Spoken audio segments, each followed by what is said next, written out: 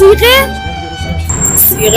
چیز بدی نیست به نظر. برای چی سیغه نکنم؟ اگه این حرفو بزنه من دهنشو پاره میکنم. خیلی بده.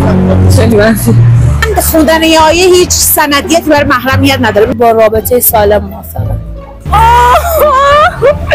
بده شیش. یه آدم تو آب نمک. نه تو رو خدا کات کنید اینا رو. خب نظرتون در مورد سیغه چیه؟ من یه سوالی از شما بپرسم. اگه دو نفر واقعا همدیگر دوست داشته باشن واقعی و از روی عشق اون چیزی که ذات انسانیته، این محرمیتش سندیت داره یا خوندن یک آیه که حتی خیلی معنیش هم نمیتونن؟ نظر شخصی نظر شخصی. آره من میتونم شما بپرسم. من نظر شخصی نمیدونم. به نظر من خوندن یه آیه هیچ سندیتی برای محرمیت نداره. محرم